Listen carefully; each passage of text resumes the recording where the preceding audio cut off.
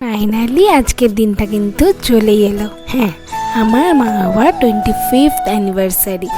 আমি এই দিনটার জন্য অনেক বছর ধরে এক্সাইটেড ছিলাম যে কবে হবে, কবে আমি এগুলো করতে পারবো। তাই সবাই রেডি হয়ে চলে এলাম নিচে। আর এদিকে কেকটাও কিন্তু রেডি হয়ে গেছে, শুধু এবারে কাটার অপেক্ষা। আর এদিকে আমার দিদিভাই এই মালা, তারপরে রিং, এইগুলো সব কিছু কিন্তু অ্যারেঞ্জ করে নিচ্ছে। আর এদিকে চলছে টুকটাক ফটোশ্যুট। আর আমি তোমাদের সাথে পুরো ফুল ভিডিওটা শেয়ার করার চেষ্টা করছি, কারণ কি আমরা করেছিলাম প্রচণ্ড মজা। আর পুরোটা ভিডিও শ্যুট করতে পারিনি, যেটুকু পেরেছি দেখো।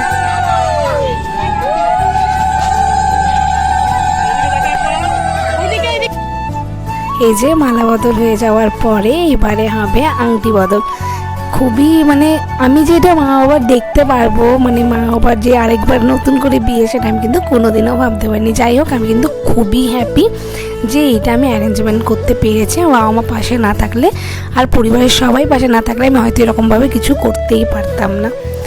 আংটি বদল তো হলো, আর এইটা হচ্ছে মেইন জিনিস।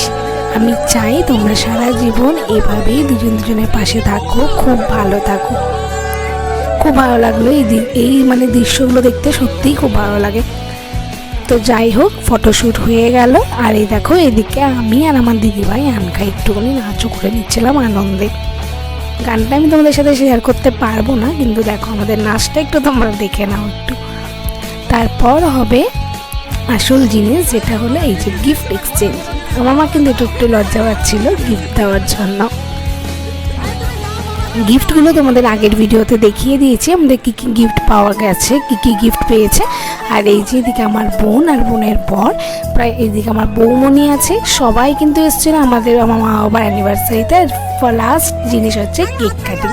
কেকটা কিন্তু দারুণ টেস্ট ছিল, খুবই সুন্দর ছিল। আর আমরা এই দিনটা প্রচুর মজা করেছি। আমাদের ফ্যামিলির এমন কেউ নেই যে আসেনি, আমাদের ফ্যামিলির সবাই এসেছিলো। আমরা প্রচুর মজা করেছি।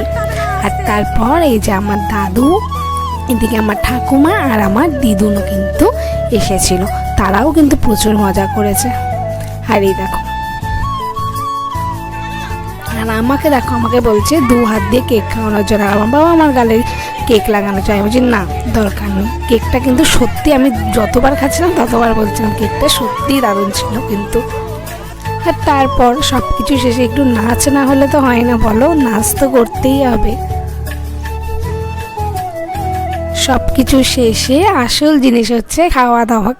অনেকটা রাত হয়ে গেছিলো, একসাথে সবাই মিলে খেতে বসেছিলাম। খাবারগুলোও কিন্তু দারুণ হয়েছিল। সবটা মেনু তোমাদেরকে এখানে দেখাতে পারছি না, কিন্তু হয়েছিল ফ্রাইড রাইস, শাহী পনির, বেগুনি, ফ্রাইড রাইস, চিকেন, মিষ্টি, দই। এই অ্যানিভার্সারি ব্লগগুলো দেখতে তোমাদের কেমন লেগেছে তোমরা আমাকে কিন্তু অবশ্যই কমেন্ট করে জানিও। আবারও দেখা হবে।